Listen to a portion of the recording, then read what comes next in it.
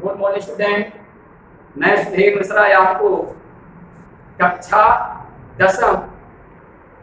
दसम का विषय हिंदी क्षितिज पद्य भाग पार्ट 3 का आत्मकथन कविता पढ़ाने जा रहा हूं।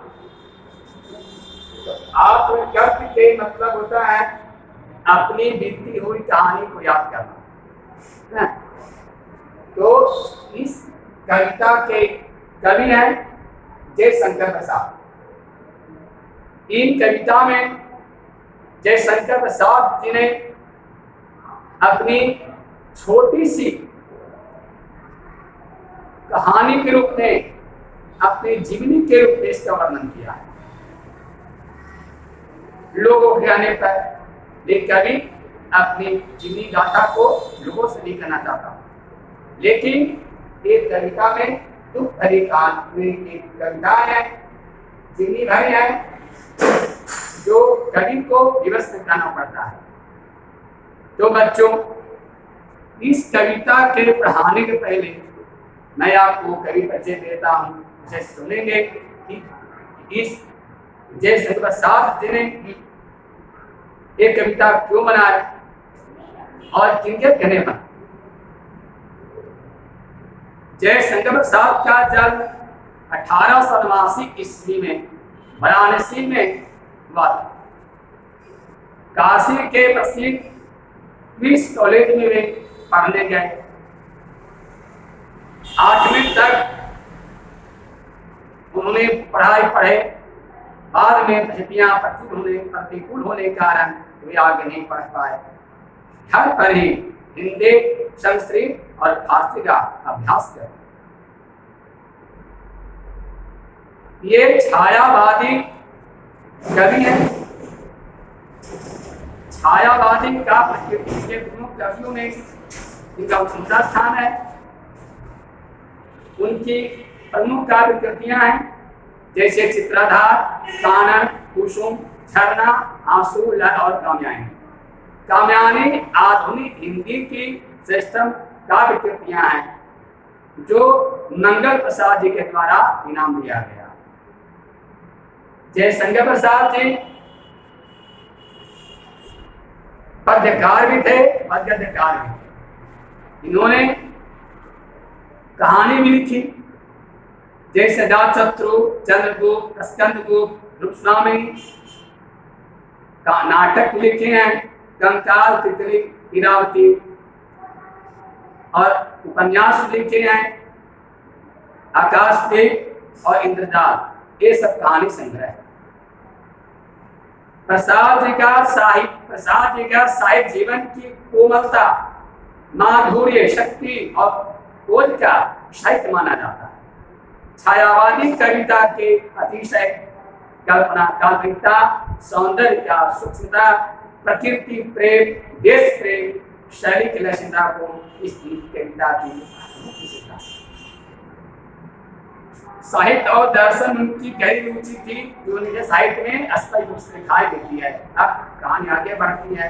प्रेमचंद के संपादन में हंस पत्रिका का एक आत्मकथा विशेषांक निकालना तय हुआ था। प्रसाद जी के मित्रों ने आग्रह किया कि वे अपनी आत्मकथा लिखें। प्रसाद जी ने इसे स्वीकार कर दिए कि मैं अपनी आत्मकथा नहीं लिख सकता हूँ, क्योंकि मेरे जीवन में सुख ज्यादा होने पड़े हैं, इसलिए मैं कथा लिखकर में संगीता किसी को नहीं बनाना चाहता हूँ। फिर भी आत्मकथा और आत्मकथन मिलता है। आत्मकथा के मतलब होता है कि अपने पूरे सारांश बताना, जीवी बताना, लेकिन इन्होंने अपने छोटे से बात रखते हैं।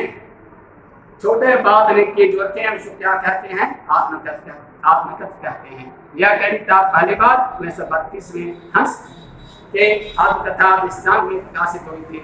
छायावादी शैली में लिखी गई इस कविता में जयशंकर प्रसाद ने जीवन के यथार्थ एवं अभाव पक्ष के मार्मिक चित्रण की अभिव्यक्ति की है। छायावादी सुनता के अनुरूप अपने मनोभावों का व्यक्त करने के लिए जयशंकर प्रसाद ने सुंदर एवं नवीन शब्दों और व्यंगों का प्रयोग किया है।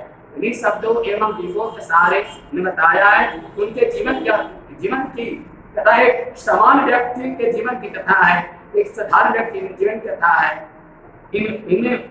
इनमें ऐसा कुछ नहीं है जो जिसे सुनकर महान लोग इसको बाबा करेंगे, है ना। इसलिए एक कविता जो लिखे हैं, एक कविता पढ़ के बताता हूँ, उसे सुनेंगे। एक कविता लिख के बताते हैं। मधु को ना कर क्या जाता, कौन कानिया अपनी, मुरझा कर गिर पत्तियां, देखो कितनी आई। कवि पहले पंक्ति में यह बता रहा है कि मन रूपी भंवरा न जाने कौन से कहानी कहा जाता है। यहाँ मधुप के मतलब भंवरा होता है बच्चों। जब भंवरा के मतलब आप भंवरा जानते हैं कि गुन गुन करते हुए भटकते फिरता है, उसी तरह से कवि ये बता रहा है कि मन रूपी भंवरा गुन गुन करते हुए न जाने कौन से अपनी कहानी कह रहा है। मुरझा कर गिर रही पत्तियां, देखो कितनी आधनी। कई बताते हैं जीवन घनी के मतलब क्या होता है, घना।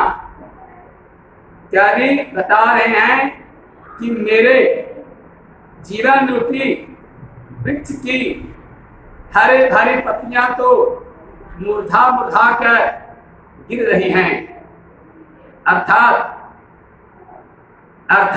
सुख मुरझा जा रहा है और धीरे धीरे स्थितियां प्रतिकूल की हो रही है।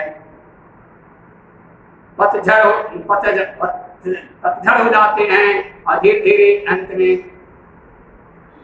दुख का सामना करना पड़ता है। इसी की वजह से कवि अपने काव्य में लोगों से अपने जीवन बताना नहीं चाहता। इसी प्रकार से दूसरे पंक्ति हमसे सुनिएगा।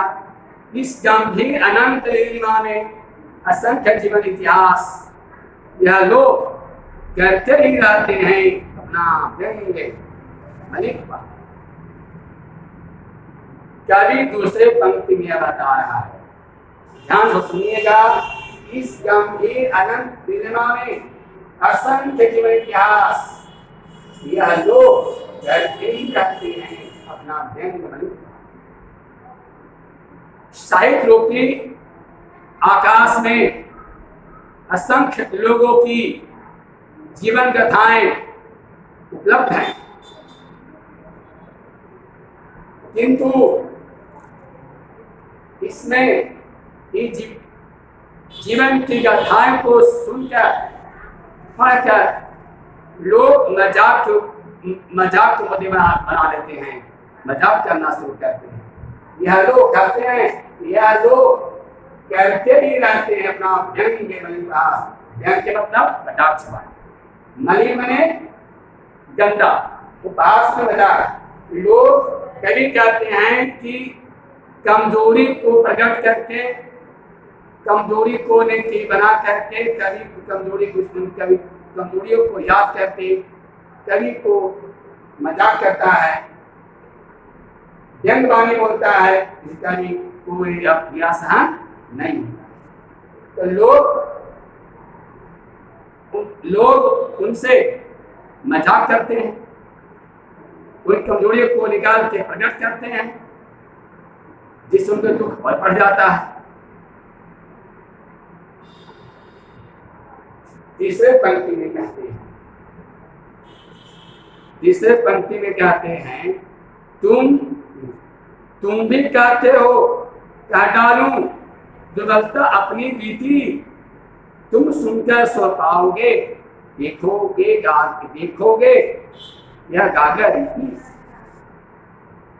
कवि कहते हैं कि तुम ये सब जानते हुए भी तुम मुझे अपनी व्यथा सुनाने चाहते हो, अपनी कमजोरियों को मेरी कमजोरी को तुम प्रकट करना चाहते हो, अपनी बीती अपनी जीवन बीती कथाएं को सुनाना चाहते, प्रकट करना चाहते हो।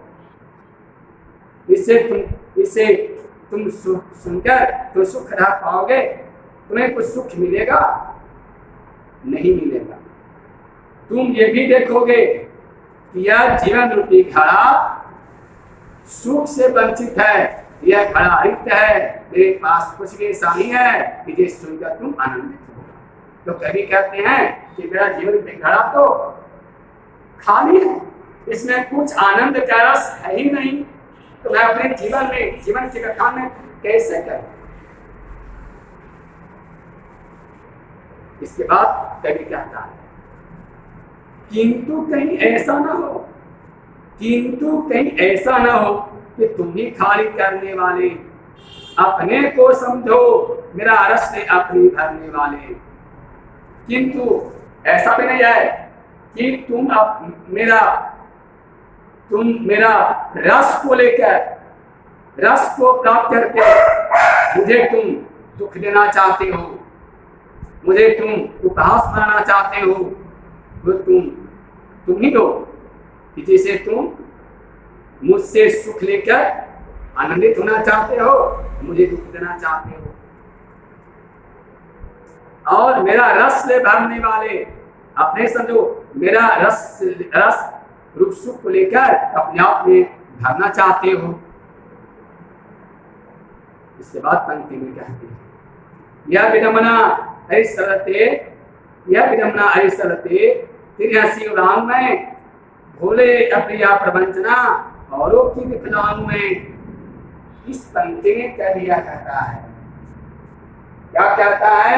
यह विडम्बना ऐसरते तेरी हंसी उड़ाऊ में, भोले अपनी प्रवंचना औरों की विफलाओं में।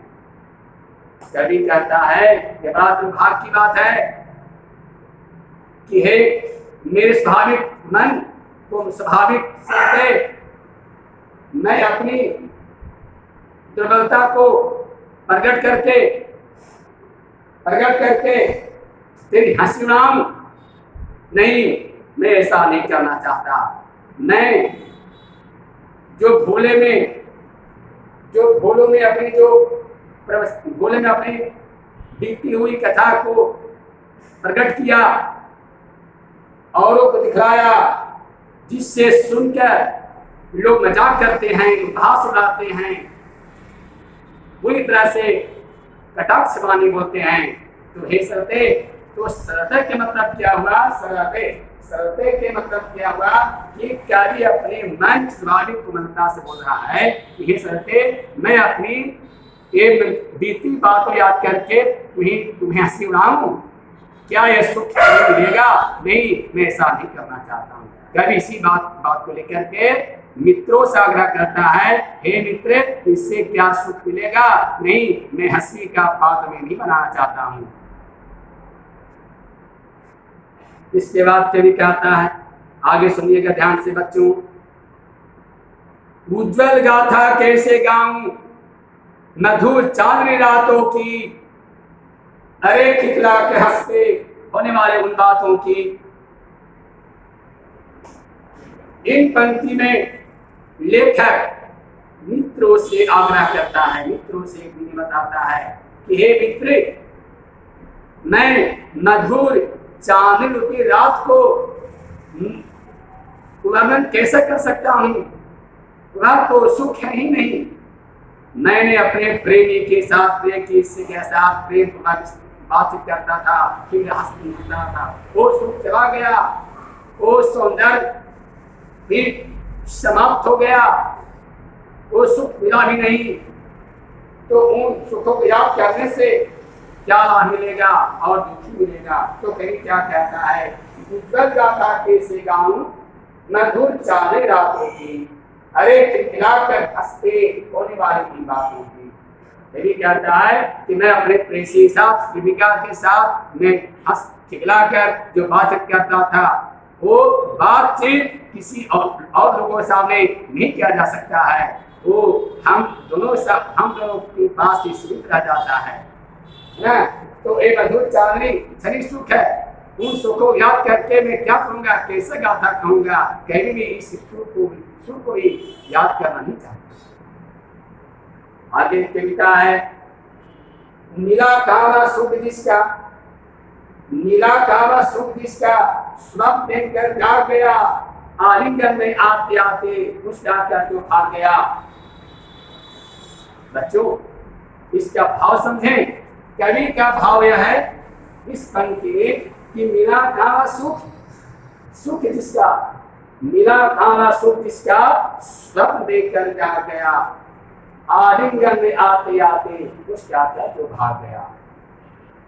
बच्चों कवि इस पंक्ति में ये समझा रहे हैं कि मुझे तो सुख मिला ही नहीं, मुझे सुख तो नहीं मिल पाया, मैं तो सपना देखते देखते रह गया और नींद टूट गई। मैंने उठा तो देखा कि कहीं कुछ नहीं है, कहीं कोई आनंद नहीं है, दुखी मेरे भरा हुआ है।